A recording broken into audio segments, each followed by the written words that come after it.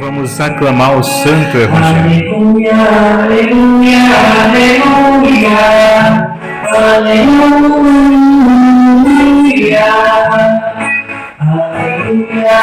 aleluia, aleluia,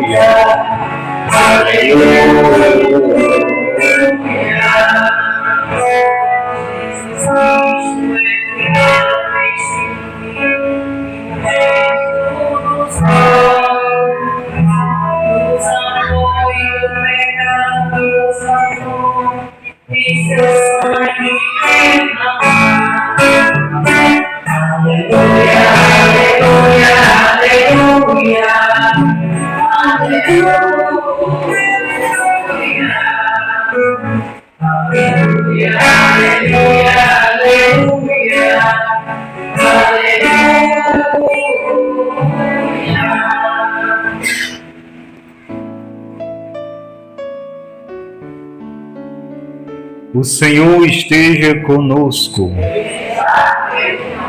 Proclamação do Evangelho de Jesus Cristo segundo João. Em verdade vos digo, o servo não é maior do que o seu Senhor, nem o enviado é maior do que aquele que o enviou. Se compreendestes essas coisas, sereis felizes sob condição de as praticar. Não digo isso de vós todos, conheço os que escolhi, mas é preciso que se cumpra esta palavra da Escritura.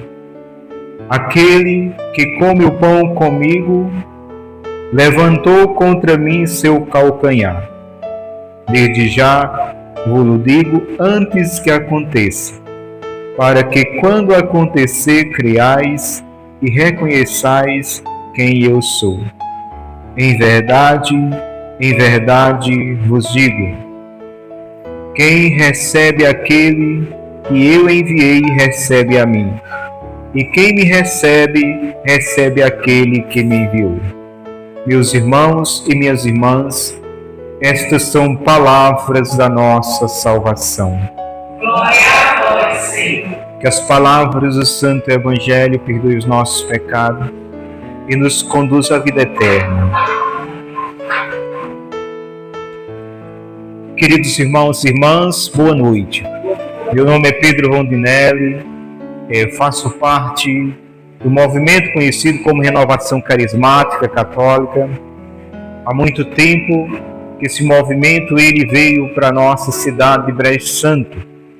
Hoje, diante das duas paróquias, a renovação ela não se desmembrou, mas continua como uma só, trabalhando nas duas paróquias, a do Sagrado Coração de Jesus e a paróquia São Francisco.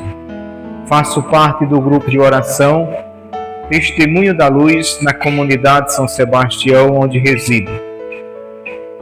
Estou na coordenação geral da renovação por um período de 2 anos, agora de outubro para novembro haverá eleição e aí Deus chamará outra pessoa a estar à frente.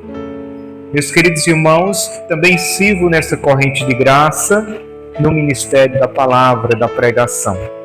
É um dom que o Senhor me concedeu e eis-me aqui, Senhor, para te servir, levando tua palavra pela unção e a capacidade não nossa, mas do Espírito Santo que age em cada um de nós.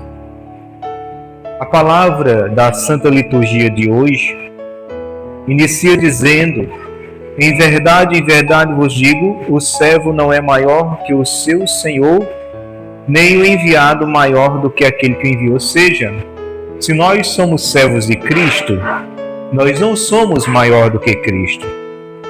Não é verdade? O servo não é maior que o seu Senhor.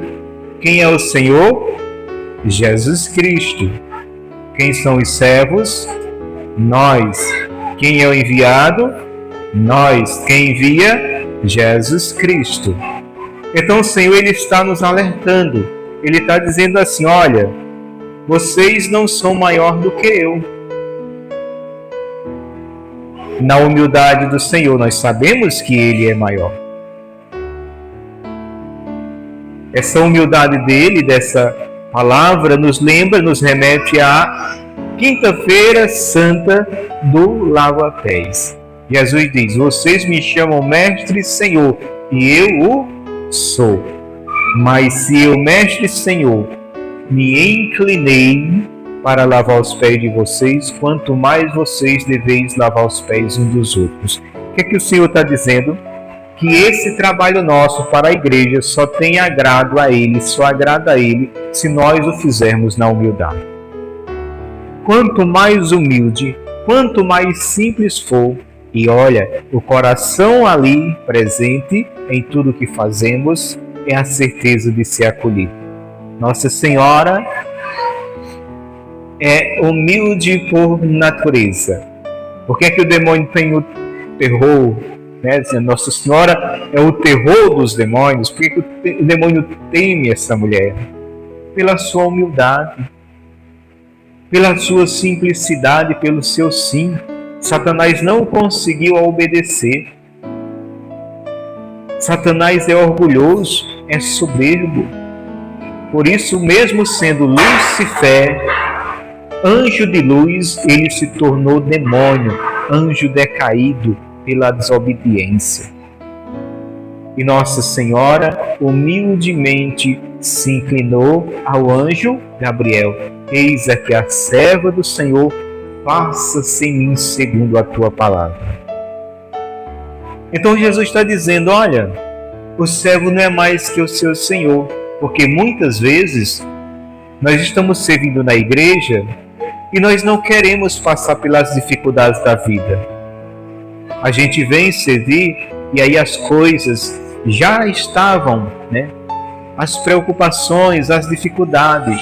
E muitas vezes a gente vem pensando assim: eu vou para a igreja, eu vou me engajar, e aí tudo no passe de mágica lá em casa vai se renovar, não terei mais perseguição, não terei mais preocupação, não terá mais doença, aí meu filho não vai mais me dar trabalho, e aí por diante, e não é assim. O Senhor está dizendo: o servo não é mais que o seu Senhor, o servo não é mais que o Senhor. E o que foi que o nosso Senhor passou?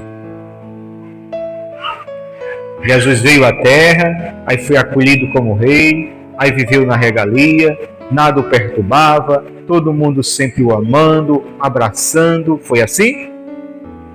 Hã? Foi não. O único momento que ele entra lá em Jerusalém, que se canta Hosana ao filho de Davi no domingo de Ramos, na sexta-feira já pede para crucificá-lo. Olha como foi curta a glória que o mundo ofereceu a Cristo, e assim, meus irmãos, é muito curto a glória do mundo. Então não vamos buscar glória nesse mundo. Não vamos nos preocupar se o mundo vai nos aceitar, vai nos querer. Não. Vamos nos preocupar como Cristo nos vê, como Cristo nos acolhe. Essa deve ser a nossa preocupação. O servo não é mais que o seu Senhor. Se o meu Senhor passou pela via cruz, quem sou eu para não passar pela via cruz? Se o meu Senhor sofreu, quem sou eu para também não sofrer? Se o meu Senhor passou pela morte, quem sou eu para também não passar pela morte? Agora ele disse assim: se vós estáis triste, cansado, fadigado, sobre o peso dos vossos fardos, eu vos darei descanso, eu vos darei o alivio, porque meu jugo é suave e meu peso é leve. É sábio, é sábia aqueles que no momento de dor, de cruz, que todo ser humano tem, vai passar, quer você aceite Jesus, quer você não aceite Jesus, quer você seja um crente, quer você seja um ateu, vai passar pela via cruz. Agora, quando temos Jesus, a gente passa de uma forma heróica. Quando temos Jesus, essa graça do Espírito Santo que sustentou Maria, como bem diz São João, Maria estava de pé diante da cruz. Por quê? Porque o Espírito Santo sustentava Maria. A Virgem Maria é imaculada. Imaculada por quê? Porque nem o pecado original tocou Nossa Senhora. Mas mesmo assim, ela teve que passar pelo sofrimento. Eu pergunto às mães aqui presentes: tem uma mãe aqui que já sofreu mais do que a Mãe Maria? Não. Nossa Senhora sofreu demais, gente. Imagina você estar prestes a dar luz, não ter um local aonde você se aconchegada para dar a luz, bater nas hospedarias, está tudo ocupado. O único lugar vai ser lá aonde os animais ficam. É onde Maria vai dar a luz, junto lá com os animais. E imagina, com poucos dias de nascido, o rei Herodes manda matar Jesus, a criança. E aí ele não sabia quem era, aonde estava, sabia, está mais ou menos Jesus, ele nasceu mais ou menos aqui, na redondeza do Compra Fiado. Aí ele não sabia especificamente o local. Aí ele disse ao soldado dele: vai lá e mata todas as crianças naquela redondeza, de 0 a 2 anos. Nós não sabemos quem é o menino, então vamos matar logo todos, que aí nós acontece a gente matar quem a gente quer. E assim aconteceu. Olha o sofrimento dessa mãe, com seu recém-nascido ter que fugir. Aí o anjo vai e diz: olha, foge para o Egito, porque Herodes vai procurar o menino para matar. E aí só vê o choro das mães. Diz que as mães chorando, e não há quem console, porque seus filhos já não se encontram mais vivos, porque a besta Herodes mandou matar, porque disseram assim: nasceu o rei dos judeus. E aquele rei cruel com a sua coroa de lata que enferruja, achando que aquele rei celestial queria a sua coroa de lata, aquele que tem a coroa de ouro, a coroa celestial. Então, meus irmãos e irmãs, o servo não é mais que o seu Senhor. Basta nós nos apegarmos a esse Senhor. Basta nós confiarmos no Senhor. Basta nós crermos, porque Jesus disse: nem um fio de cabelo de vossa cabeça cai por terra. Ou seja, nenhuma folha cai por terra sem que eu permita. Todos os fios de cabelo da vossa cabeça estão todos contados. O que é que o Senhor quer dizer com isso? Que Ele cuida de nós. Que Ele cuida de nós. Que o sofrimento, meus irmãos, não é a última palavra na nossa vida. E aí eu pergunto a mim e a você, se você for ler a biografia dos santos, não tem um santo que não tenha passado pela cruz. Não tem um santo que não tenha se santificado passando pela via cruz. A cruz é redentora.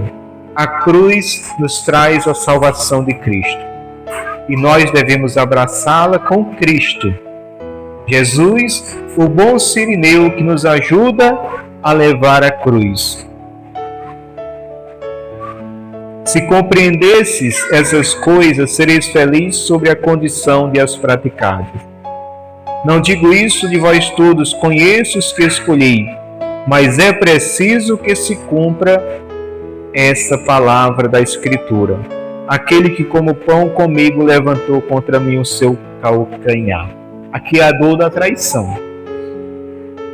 Falo isso, mas não de todos, mas aquele que comeu num prato comigo levantou contra mim o calcanhar.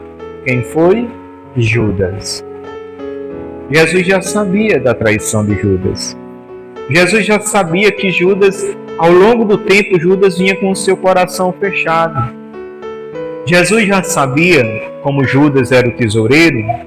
Não sei se vocês sabem, quando Jesus andava nas peregrinações missionárias, ele elegeu um tesoureiro. Era aquele homem que ficava com a bolsa e nas comunidades onde passava, que as pessoas davam alguma ajuda em dinheiro, colocava naquela bolsa e Judas era o guardião. E diz a palavra que Judas costumava roubar o dinheiro da bolsa. Então Judas era ladrão e foi fechando o coração. Judas não se abriu às grandes bênçãos que Judas viu, presenciou. Judas não se abriu à presença de Deus que ele conviveu. Ele conviveu com Deus, diferente dos outros que abriram o coração, que acreditaram. Judas, no entanto, ficou meramente num plano terreno criado na mente dele e na cabeça dele. Que era que Judas esperava que Jesus, com o poder da palavra, de convencer e ajuntar pessoas, iria usar dessa sua liderança para o povo se armar e combater o Império Romano à espada. Judas tinha essa mentalidade. Não se abriu ao reino de amor de Cristo. E nós, meus irmãos, devemos ter muito cuidado para também não caminhar na igreja, caminhar na pastoral, caminhar em tantos movimentos e ao longo do tempo a gente não conhecer Jesus. Não conhecer esse amor, não conhecer esse Deus, nem se deixar ser conhecido por Ele, tocado por Ele. Ninguém é funcionário na igreja, certo? Ninguém é funcionário na igreja. Na igreja não deve haver o funcionarismo. A igreja não é uma instituição pública, onde a gente vem trabalhar. Eu sou funcionário de arrumar os bancos, o outro é funcionário de cantar, o outro é funcionário de tirar novena, o outro é funcionário de pregar. Não existe isso. Nós não somos funcionários, nós somos servos, batizados tendo conhecimento do seu batismo e da missão que nos foi dada, que é anunciar Cristo. Nós não somos funcionários. Porque de livre e espontânea vontade e amor, cada um está se doando pela festa. Ninguém está recebendo financeiramente para fazer o seu trabalho. É o amor que nos move, é o amor que nos conduz, é o amor que nos leva a fazer e fazer bem, fazer bonito, aqui na ermida, na casa da mãe, a festa da mãe. E assim deve ser o amor. E esse amor que nos move a trabalhar para Deus, nós devemos permitir que Deus trabalhe em nós. Certo? Porque nós somos templos vivos do Espírito Santo. Então, que nada nesse mundo nos leve ao caminho da traição. Não venha trair Jesus. Não vamos trair Jesus. A igreja é dele. A casa é dele, a igreja é de Cristo. Nunca diga, eu não vou mais à capela porque não gostei da coordenadora anterior. Eu não vou porque eu não gosto da atual. A igreja, a capela é de Jesus. Não diga, eu não vou porque não me aceitaram. Eu não vou porque não me receberam bem. A igreja é de Jesus, a casa é de Jesus. Eu pergunto a mim e a você. Você chegou algum dia aqui e Jesus disse, vai para fora, eu não te quero? Sim ou não? Então, a casa é de Jesus. Infelizmente, o nosso humano, às vezes, tem atitude que não agrada, às vezes você, às vezes o outro, mas isso não é motivo para eu deixar de vir à casa de Cristo. Isso não é motivo para eu entender que meu lugar não é lá atrás, meu lugar é no meio, é servindo, seja em qual for a pastoral, o movimento, onde precisar, na catequese, no coral. Eis-me aqui, Senhor. Estou aqui para servir. Essa deve ser a nossa atitude de um cristão consciente. Eis-me aqui, Senhor, para servir. E sermos fiel ao Senhor, não trairmos Jesus, porque o mundo nos cerca para trair Jesus. Você sabia disso? O mundo nos cerca para trair Jesus. A mocinha está entrando para a caminhada na igreja, está bem animada, está bem fiel. Aí o mundo começa a preparar uma armadilha para tirá-la da caminhada. O jovenzinho está animado ali, começou a dar suas primeiras notas no instrumento para tocar na capela. Aí o mundo trabalha através do maligno para desviar o jovenzinho. Não vamos deixar que ele vá tocar para Jesus. Ele tem que tocar para nós, ele tem que tocar no mundo. E quantos foram roubados assim? Porque não amadureceram, porque não fizeram uma experiência aprofundada em Cristo Jesus. Que os nossos encontros, irmãos, que a nossa novena, que o nosso momento com Cristo seja tão forte, impactante, que nós saímos daqui renovados, fortalecidos, com a lâmpada da fé acesa, cada vez mais firmes, cada vez mais corajosos, audaciosos, na autoridade de Cristo, de dizermos diante das propostas mundanas, da ação do inimigo que quer nos desviar, retrossata Satanás, sou de Deus, sou de Cristo, vou para a casa da mãe louvar seu filho e bendizer seu nome. É isso que nós devemos dizer com autoridade. Você é batizado, batizada, o Espírito Santo está dentro de você. Mas muitas vezes nós nos comportamos como se não tivéssemos o Espírito Santo. Permitimos que coisas tão pequenas nos vá diminuindo, nos vá engessando, nos vá amarrando, nos vá paralisando e a gente não caminha. É igual a historinha do boi, uma daquelas cobras bem grandes que mata de arroxo o animal para depois engolir. Acho que é a jiboia, né? Ela enrolou num boi muito forte. E estava no meio da mata, ela enrolou a sua cauda lá num tronco de madeira e enrolou no boi. E estava matando o boi. E cada vez que o boi se mexia, ela acochava o laço. E o vaqueiro já vinha dias procurando aquele boi. E ele viu de longe aquele movimento, o vaqueiro passou a roupa de couro, seu gibão, e quando ele viu aquele movimento, ele ficou de longe olhando, e ele pensou consigo mesmo. Ele disse, ora, se este boi soubesse a força que ele tem, ele não torava essa cobra no meio? No entanto, ele está morrendo aos poucos e não luta. Era aí que eu vou fazer um medo a esse boi, um susto para que ele se acorde. E aí o vaqueiro desce do cavalo, tira o seu gibão de couro e chega por trás do boi, dá um grito bem grande, bate o gibão, o boi dá um salto e tora a cobra no meio. Moral da história: muitas vezes nós estamos definhando, morrendo, se acabando, pensando nas coisas da vida, pensando que não tem mais sentido a vida, pensando em desistir, pensando até mesmo em tirar a vida, porque nós não descobrimos ainda que dentro de nós tem uma força grandiosa, que é o Espírito Santo de Deus. Está dentro de mim, está dentro de você. Nós só precisamos clamar: vem Espírito, vem Espírito, vem Espírito. E ele vem, a sua força vem, a sua graça vem, como veio na vida de Nossa Senhora, e ela estava de pé. Meus irmãos, uma mãe para estar de pé diante da morte do seu filho, e da forma que foi, não era força dela não, como diz a palavra, ela estava envolta, o Espírito Santo, a sombra do Espírito Santo estava envolto de Nossa Senhora, era o Espírito Santo que sustentava Nossa Senhora. E nós precisamos clamar toda hora: vem Espírito Santo, eu preciso de Ti, eu necessito de Ti, sem Ti nada sou, sem Ti nada posso. Devemos clamar sempre, meus irmãos, sempre. Em verdade vos digo, quem recebe aquele que eu enviei recebe a mim, e quem me recebe, recebe aquele que me enviou. Jesus está dizendo o quê? Que se você recebe quem traz a palavra, recebe a Ele. Todos aqueles enviados de Cristo, todos aqueles que se dispõem, que se colocam diante do chamado, a submissão à vontade do Senhor, e leva a sua palavra e trabalha para o seu reino, no seu ministério, seja qual for ele, você leva Cristo. As portas que se abrem para receber a palavra de Deus, recebe Cristo Jesus.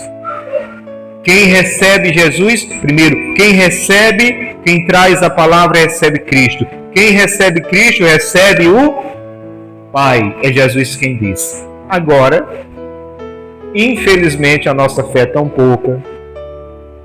Falta-nos fé. E aí é o que Jesus diz: quando eu voltar aqui à terra, eu vou encontrar fé? Porque se nós acreditássemos verdadeiramente que Jesus está presente aqui, esperando a comunidade, essa capela não caberia de tanta gente.